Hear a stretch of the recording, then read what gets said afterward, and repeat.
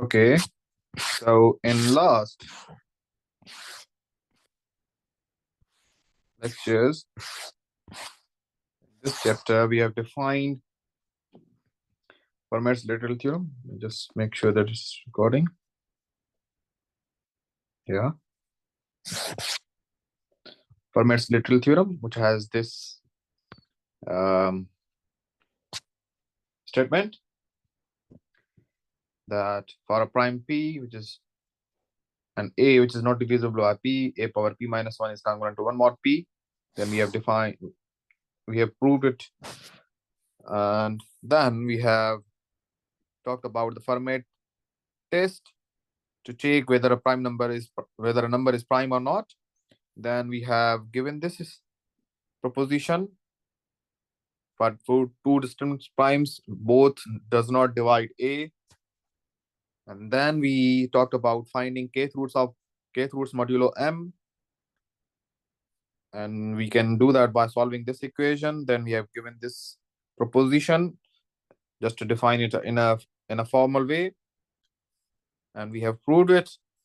Then we have given another equation for two different primes proposition, and then we have talked about finding large primes and the importance of those large primes in secret codes, cryptography, and how if you are being given a very large number of more than 200 digits, can you identify whether a number is prime or not?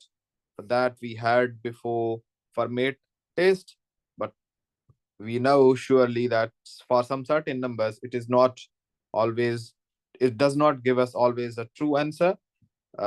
So therefore, so like there can be numbers like 560,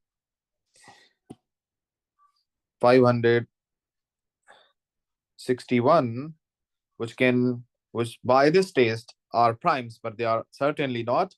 So then we have defined this proposition, and this, because of this proposition, we have improved Fermat's test, and it was improved by Miller. So we have now the Miller's test, and using this proposition 14.4, we can improve it. And then for sure, by Miller's test, we can identify if some number fails Miller's test, then we can certainly tell that the number is not prime. But if it passes the Miller's test, then it has almost around 10 power minus 60 chances of making an error that the number is prime. And this number is less than the capacity of computer making an error. So there is highly likely chance that if some number passes the Miller's test, then we have cases when they can follow when a number can be prime or not. Okay, and then we have exercises. So this part we will do some exercises. So let's say we have this exercise. So we are saying that find 301 mod 11 500 power 1 110 mod 13 and 7 power 1388 mod 127. So to solve that by Fermat's test, we can say that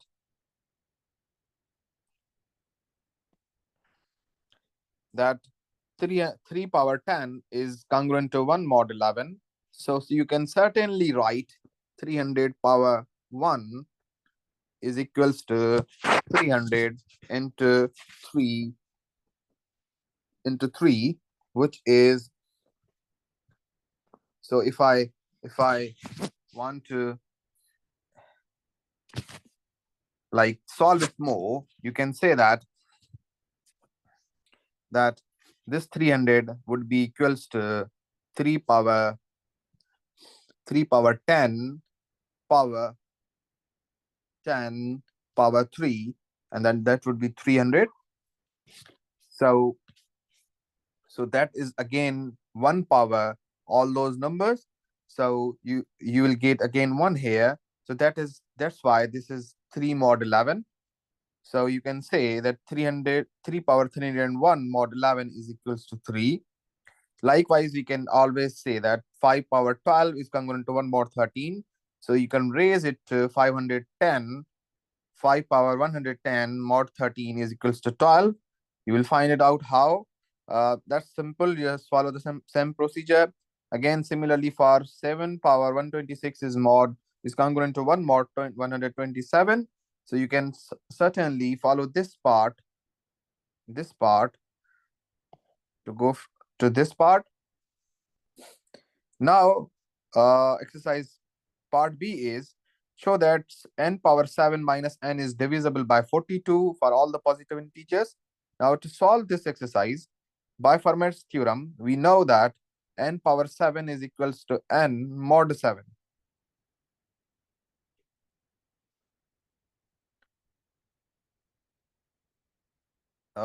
Not equals to only, but congruent.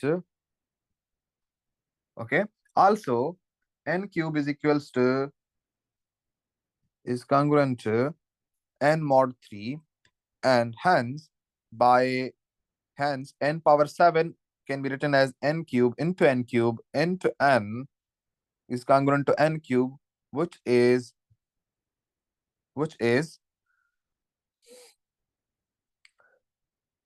because n cube is congruent to n mod 3. So this is n, this is n, so this is n, this is n, and this is n. So these three n combined will create n cube, which is equals to n mod 3 again, because this is n cube is congruent to n mod 3. Clearly also that n power 7 is congruent to n mod 2. Okay. Hence, n power 7 minus n is divisible by 2, 3, and 7. So it is also divisible by 42. So you can write this in the end. Perfect. Now let's solve question number 2. So we have a number n, which is 561,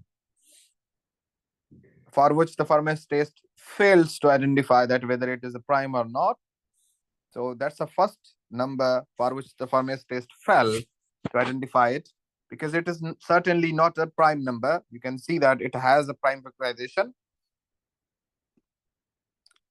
Okay.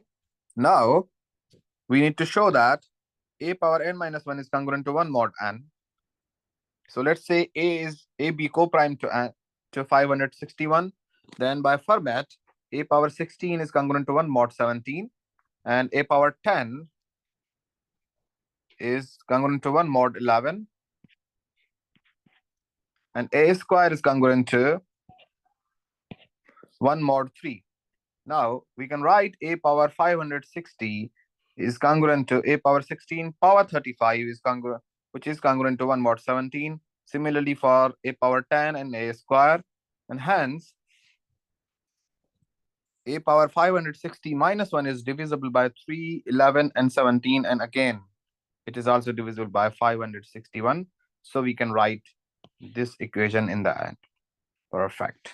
Now the question is, show that if p and q are distinct primes, then p power q minus 1 plus q power p minus 1 is congruent to 1 mod p into q. Okay. Perfect. So we can solve this question by Fermat's theorem. By Fermat's theorem, p power q minus 1 is congruent to 1 mod q. Since p power q minus p minus 1, p power q minus 1 is congruent to 1 mod q, and since q power p minus 1 is congruent to 0 mod q, okay, this implies that p power q minus 1 plus q power p minus 1 is congruent to 1 mod q, because this is under mod q, this part is 0. So that's fine. Again, we will get this. Similarly, p power q minus 1 plus q power p minus 1 is congruent to 1 mod p, because in this one, this part will be 0. Right? So this is 1 mod p.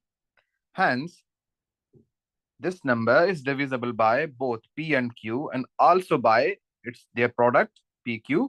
So we can write this in the end, this equation in the end. Okay, perfect. Now let's solve question number 4, part A. So we will solve this congruous equation, and we can solve this by using the proposition 14.2. So solution by proposition 14.2.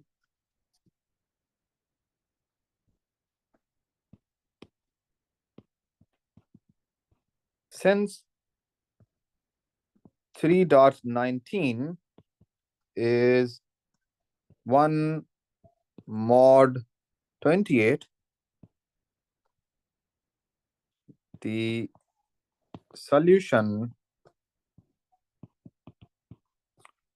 solution is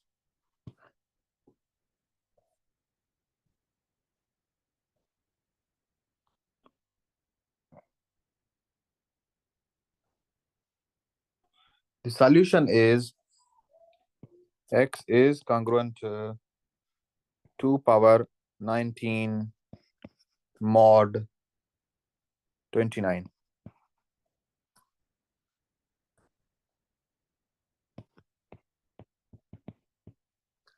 Using successive squares, this is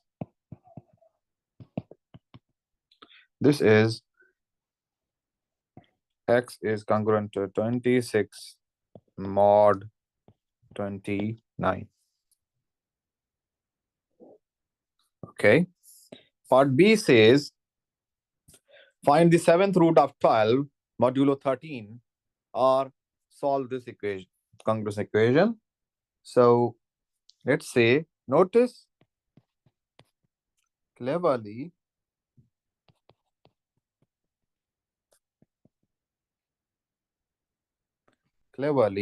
that we can write 143 is the product of 11 and 13. So we use the recipe of 14.3. So by proposition 14.3, here P minus 1 into Q minus 1 is equals to 1 is 11 point, 10 into 12, which is 120, and 7.103 is 1 mod 120. So the solution is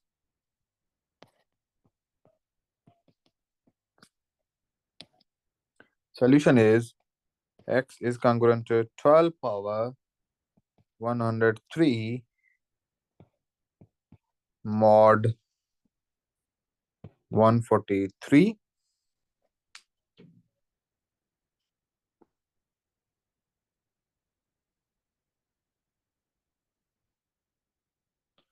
Okay. Now, since 12 power 2 is congruent to 1 mod 143,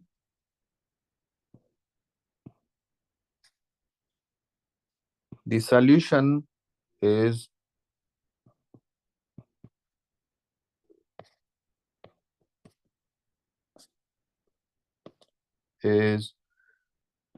x is congruent to 12 mod 143.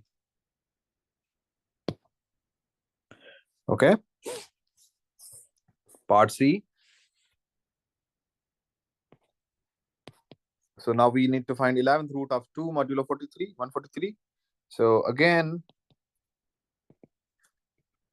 use proposition 13.14.4, sorry, 3.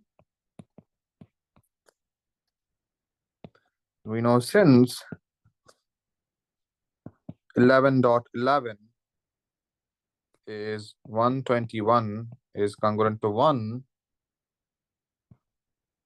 mod 120, the solution is 12 power 11 mod 143, which is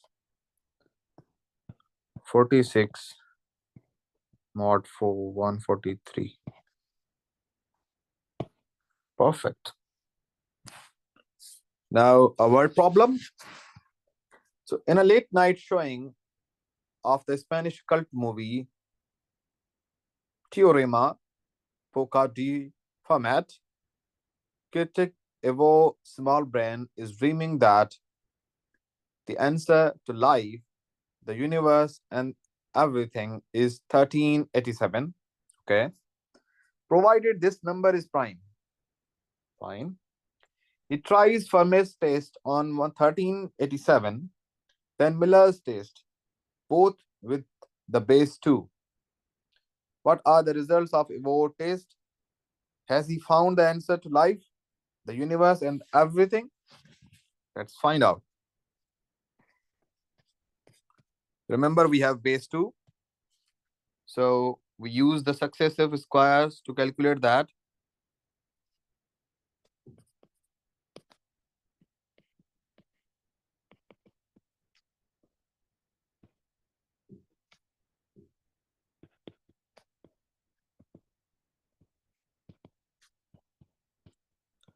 Calculate that. 2 power 1386 is congruent to 1 mod 1387, but 2 power 693 is congruent to 512 mod 1387. Okay, so Miller's test shows that 1387 is not prime, because it certainly fails the test, because it is supposed to be 2 power 1386 is congruent to plus minus 1 mod 1387. Perfect. Here we will end the exercise part. Thank you so much. Take care.